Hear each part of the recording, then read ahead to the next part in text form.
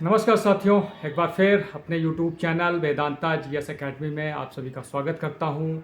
आज का जो टॉपिक होगा वो ओबीसी आरक्षण में जो मुस्लिमों को एंट्री राज्य सरकार दे रही हैं उसके ऊपर होगा।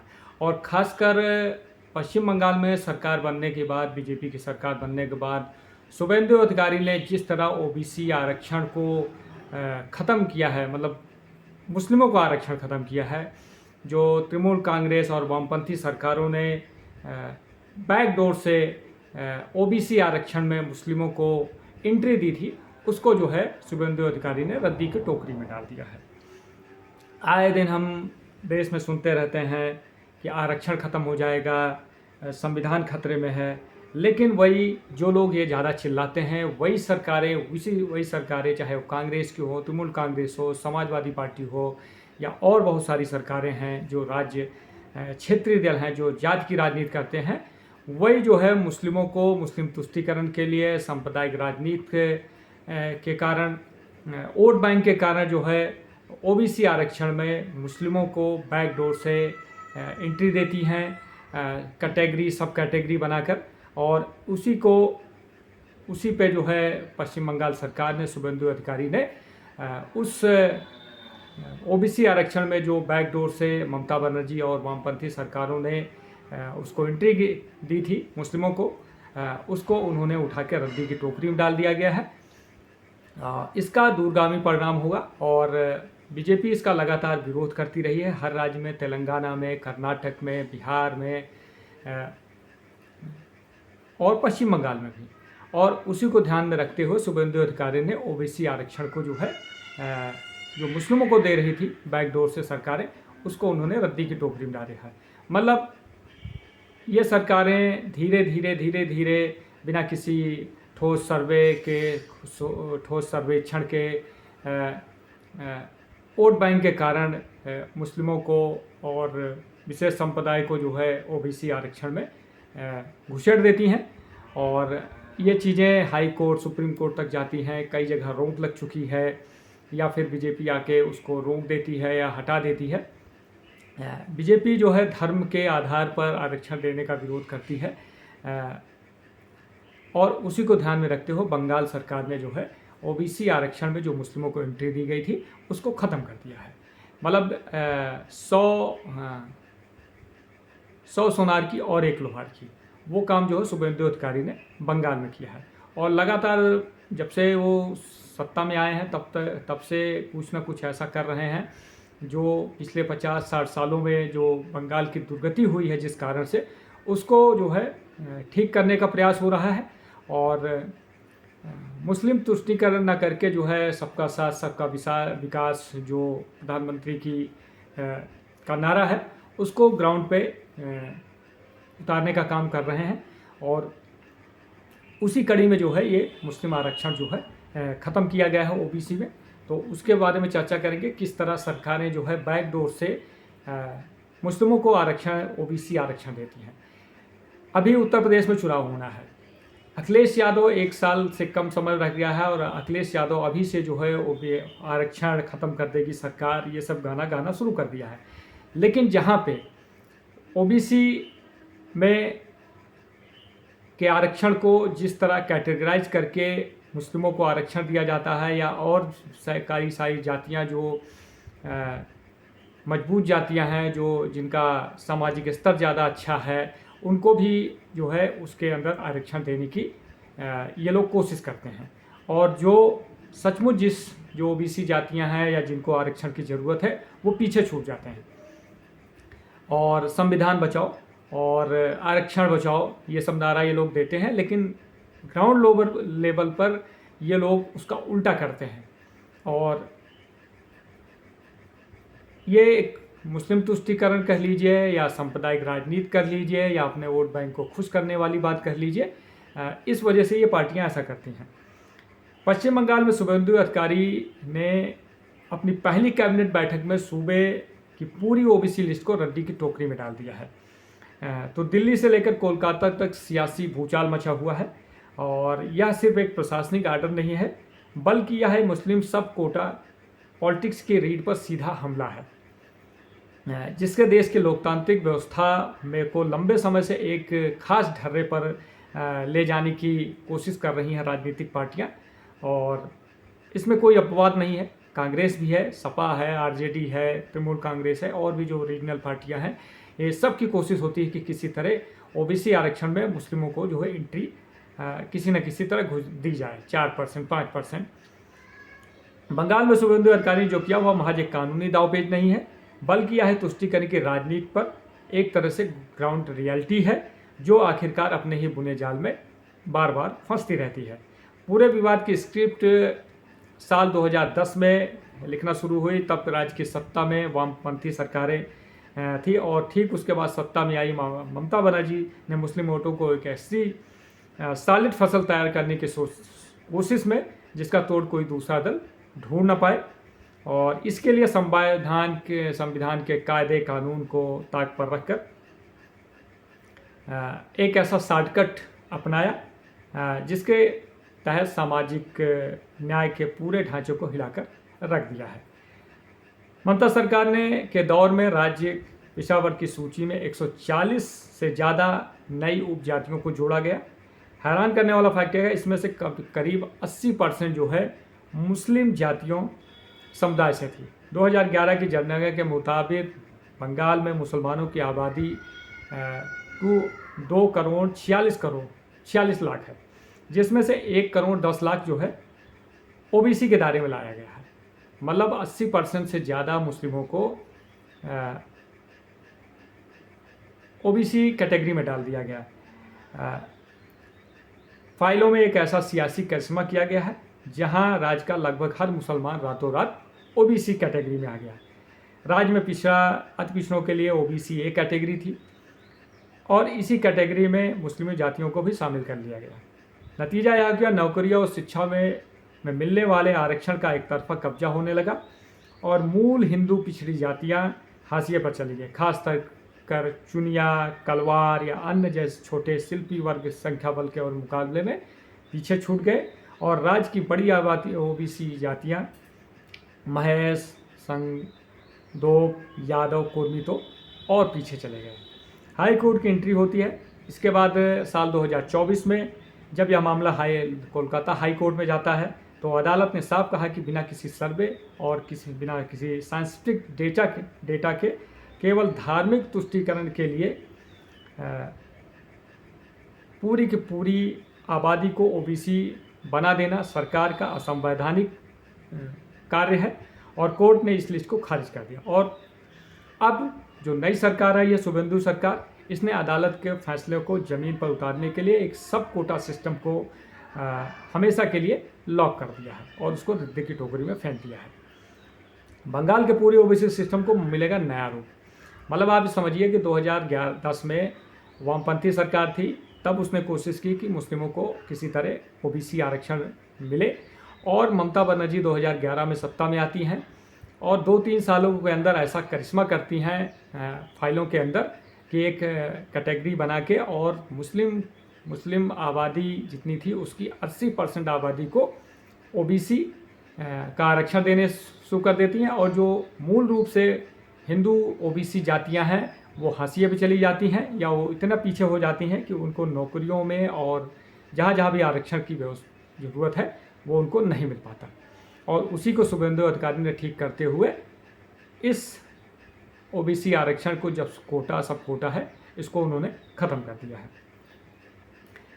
इसके तहत शुभेंदु अधिकारी सरकार ने सुप्रीम कोर्ट से जो याचिका लगाई थी ममता बनर्जी सरकार ने कि इसको बहाल किया जाए, उसको उन्होंने वापस ले लिया। मतलब कि सरकार अब जो है वो जो कोटे के अंदर कोटा सिस्टम था ओबीसी के, उसको वो मानेगी ही नहीं।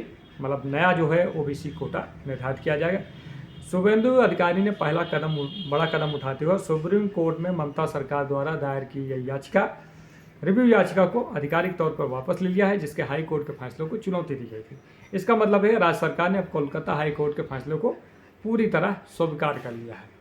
मौजूदा ओबीसी रद्द एवं नए पैनल का गठन हुआ है। कैबिनेट ने कहा है कि राज्य में नई ओबीसी सूची जारी बनेगी, जिससे समुदाय को पात्रता करने के लिए एक नया निष्पक्ष पैनल आयोग का गठन किया जाएगा, जो बिना किसी धार्मिक भेदभाव और संवैधानिक नियमों के तहत काम करेगा। 1 करोड़ 69 करोड़ जातियां जो जात प्रमाण पत्र की दोबारा जांच होगी, जो 2011 के बाद टीएमसी सरकार सत्ता में आई थी उसके बाद जारी किए गए थे। इन 1 करोड़ 69 लाख जो प्रमाण पत्र जारी है, जिसमें SC ST OBC के व्यापक स्तर पर वेरिफिकेशन दोबारा जांच की जाएगी। इसमें विशेष रूप से टीएमसी के द्वारा सरकार कैंपों के द्वारा बांटे गए सर्टिफिकेट और हाल ही में विशेष गहन पुनरीक्षण SIR के तहत वोटर लिस्ट हटाए गए संदिग्ध नामों को प्रमाण पत्रों की भी जांच होगी। तो मतलब सरकार ने जो है एक नया OBC आयोग का गठन करेगी और एक नई सूची तैयार करेगी, और समाज के अंदर जो सही में OBC कैटेगरी में आते हैं, जिनको OBC आरक्षण मिलना चाहिए, वैसे लोगों को उसमें शामिल किया जाएगा। और ममता सरकार ने जो 1 करोड़ 70 लाख के करीब जो है OBC SC ST प्रमाण पत्र बांटे हैं, उनका रीवेरिफिकेशन होगा। और SIR में जो लोग हट गए हैं, हटा दिए गए हैं, जिनका नाम कट गया है, उनको भी उसका भी वेरिफिकेशन होगा। और जो नई लिस्ट आएगी और फिर नई लिस्ट जारी की जाएगी। देश की बाकी सूबों में वोट बैंक का ये पुराना फार्मूला है। भारत के कई राज्यों में मुस्लिम समुदायों को विभिन्न जातियों और पिछड़ा वर्ग OBC की सूची में शामिल करने पर गंभीर विवाद होते रहे हैं, जिसका जोर धर्म आधारित आरक्षण की वैधता और मूल पिछड़ा वर्ग को हक को लेकर है। संविधान ने व्यवस्था दी है कि जो देश के अंदर जो पिछड़े हैं, जो दलित हैं, जो अल्पसंख्यक हैं, इनको जो है आरक्षण का लाभ मिलना चाहिए। लेकिन किसी को धर्म के आधार पर आरक्षण देने का संविधान विरोध करता है। लेकिन जो पार्टियां हैं, जो राजनीतिक पार्टियां हैं, वो अपने वोट बैंक को खुश करने के लिए और एक विशेष समुदाय को खुश करने के लिए समय समय पर OBC SC ST में अलग अलग जातियों को, अलग अलग समुदायों को, लोगों को उसमें डालती रहती हैं। और जो जिनको आरक्षण मिलना चाहिए उनको न मिलकर जो बड़ी जातियां हैं, जो दबंग जातियां हैं, जो समाज में जिनका स्तर ऊंचा है, वो सारा आरक्षण खा जाती है। कर्नाटक, जहां 1994-95 मुस्लिमों के लिए OBC सूची के तहत कैटेगरी B2 बनाई गई, जिसमें 4% सब कोटा तय किया गया। मार्च 2023 में तत्काल भाजपा सरकार ने इसे असंवैधानिक बताते हुए खत्म कर दिया। फिलहाल यह मामला कोर्ट में चल रहा है। मतलब एक कांग्रेस गवर्नमेंट ने किया था। केरल में, जहां 1952 से लगभग पूरी मुस्लिम आबादी को OBC का लाभ मिल रहा है। मुख्य विवाद रिसोर्स शेयरिंग को लेकर है, जहां हिंदू पिछड़ा जातियों का आरोप है कि सशक्त मुस्लिम वर्ग को भी कोटे का बड़ा हिस्सा मिल जाता है। हिंदू जातियों को केरल में भी उस तरह का लाभ नहीं मिल रहा है जैसे मुस्लिम जातियां उसका उठा रही। और सोचो कि देश आज़ादी के 2 साल के बाद ही वहाँ OBC आरक्षण में मुस्लिमों को एंट्री दे दी गई। आंध्र प्रदेश और तेलंगाना 2004-5 में पूरी मुस्लिम आबादी को एक मुफ्त आरक्षण देने का प्रयास किया गया और हाई कोर्ट ने इसको रद्द कर दिया। बाद में कुछ चुनिंदा जातियों को पहचान कर OBC कैटेगरी ई बनाई गई, जिसमें 4% बनाई गई, जो वर्तमान में सुप्रीम कोर्ट के अंतिम फैसले के लिए अधीन है। इसके अलावा बिहार, जहां मंडल कमीशन के तहत मुस्लिम समाज को केवल पेशेवर और सामाजिक रूप से पिछड़ी जातियों जैसे अंसारी, कुरैशी को अंत पिछड़ा वर्ग EBC में रखा गया है। हालिया विवाद जात सर्वे के बाद अगड़ी मुस्लिम जातियों को भी इसमें शामिल करने की लगातार मांग हो रही है। मतलब अलग अलग समय पे देश के अंदर अलग अलग राज्यों में राज्य सरकारें और खासकर कांग्रेस और जो वामपंथी सरकारें रही हैं, इन्होंने मुस्लिमों को बैकडोर से OBC आरक्षण देने के प्रावधान अपनी तरफ से पूरी कोशिश की है। और हर जगह ये जाके हाई कोर्ट और सुप्रीम कोर्ट में फंस जाते हैं और फिर या तो उस पर रोक लग जाती है या फिर दूसरी सरकार आती है, जैसे BJP आ गई तो वो उसको ख़त्म कर देती है। जैसे कर्नाटक में उसने ख़त्म कर दिया, अभी बंगाल में ख़त्म कर दिया है। और जहाँ जहाँ ये लागू है भी, वहाँ भी मामला हाई कोर्ट और सुप्रीम कोर्ट में चल रहा है। इस OBC आरक्षण की जो संवैधानिक सवाल है, इसके तहत संविधान का अनुच्छेद 16/2 धर्म के आधार पर आरक्षण को प्रतिबंधित करता है, जबकि अनुच्छेद 15/4 सामाजिक और शैक्षणिक पिछड़ेपन को आधार मानता है। 1992 इंदिरा साहनी केस को आधार के अनुसार गैर हिंदू जातियों को OBC से जोड़ा जा सकता है, बशर्ते वैज्ञानिक डेटा के आधार पर उनका पिछड़ापन सिद्ध हो। जब भी राज्य सरकारें बिना ठोस सर्वे के थोक में मुस्लिम समुदायों को इसमें शामिल करती हैं तो वह कानूनी और सामाजिक विवाद का कारण बनता है। मतलब संविधान में व्यवस्था है कि जो पिछड़ा है, मतलब मुस्लिमों में भी जो पिछड़े हैं, जिनका सर्वे हो गया है और जो साइंटिफिक डेटा है उसके अनुसार से अगर वो पिछड़े हैं और तो उनको आरक्षण का लाभ मिलना चाहिए। लेकिन राज्य सरकारें क्या करती हैं, पार्टियां क्या करती हैं कि ज़्यादातर जो मुस्लिम जातियों को, जो अगड़े भी हैं, जो मजबूत हैं, जो सामाजिक स्तर में मजबूत हैं, उनको भी आरक्षण का लाभ देना शुरू कर देती हैं।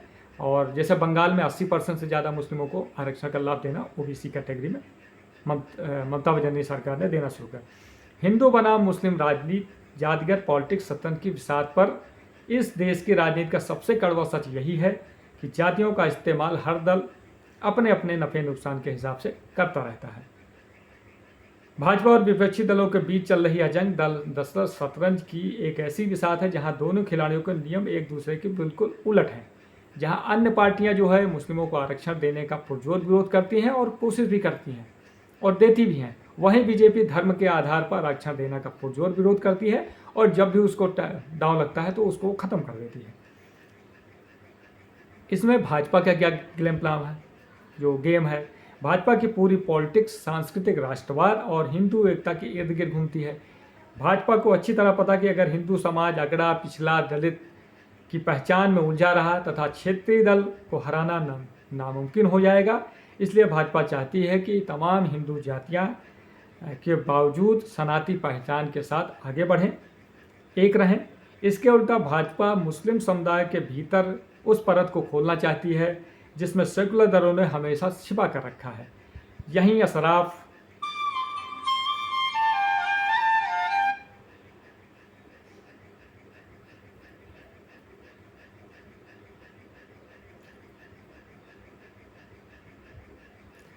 मतलब मुस्लिमों के अंदर भी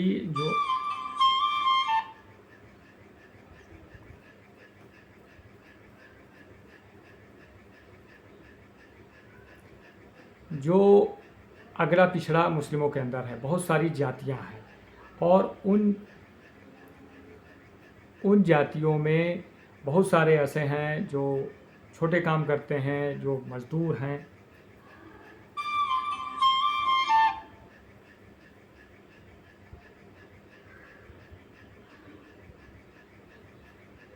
सॉरी भाई, थोड़ा सा एक फ़ोन अटेंडम में आ रहा है। क्या यार, ये समझ में नहीं आएगा इनका।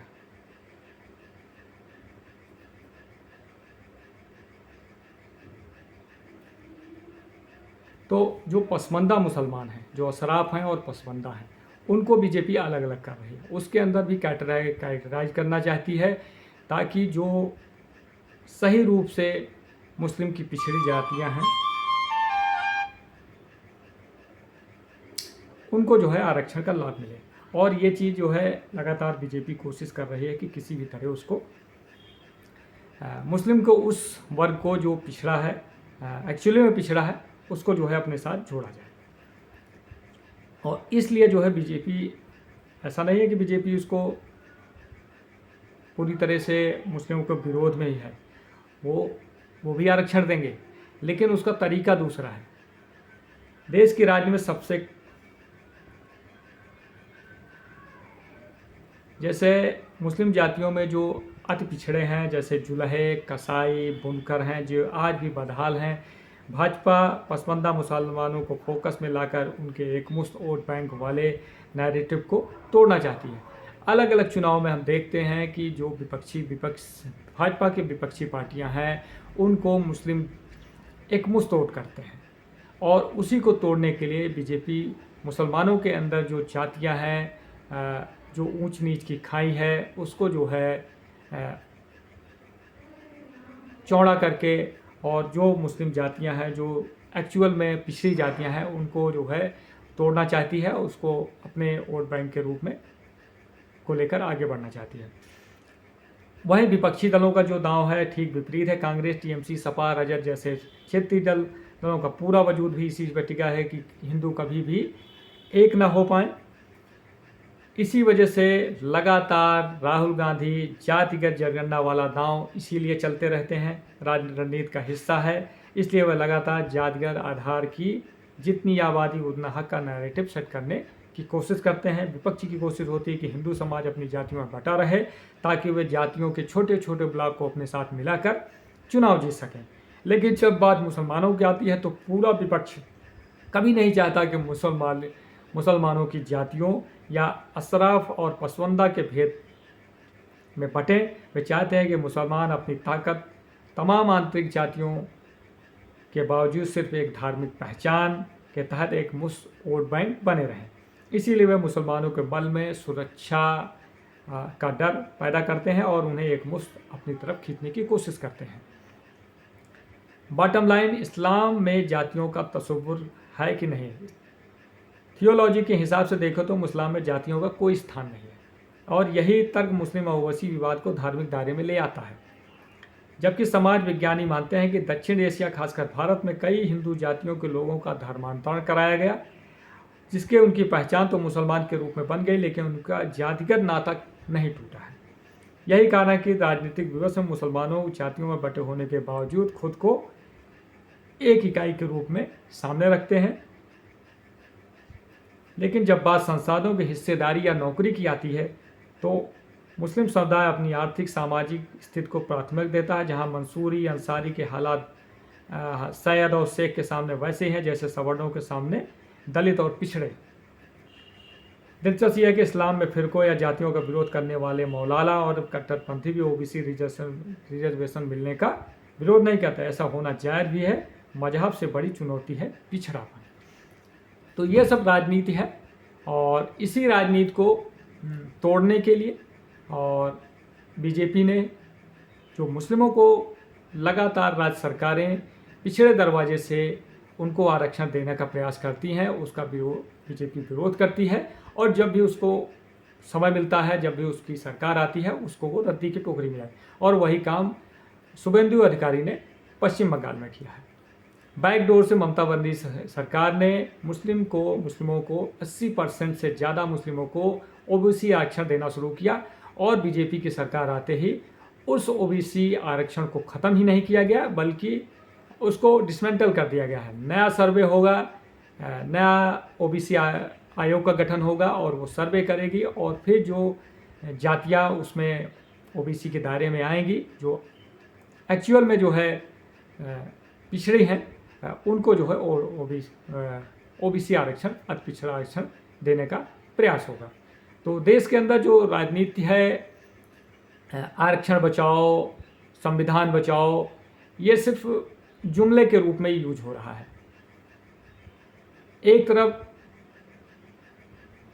पार्टियां जो है आरक्षण बचाने की बात करती हैं, संविधान बचाने, मतलब उसका मेन वही है कि आरक्षण बचाओ तो संविधान, चाहे उसको आरक्षण बचाओ या संविधान बचाओ, दोनों चीज़ एक ही है। और ये नैरेटिव 2024 के चुनाव में यूपी, बिहार और एक दो राज्यों में चल गया है। तो विपक्षियों को लग रहा है कि यही जो है जाति वाला गाना बाजा बजाते रहेंगे तो उनकी नैया पार हो जाएगी।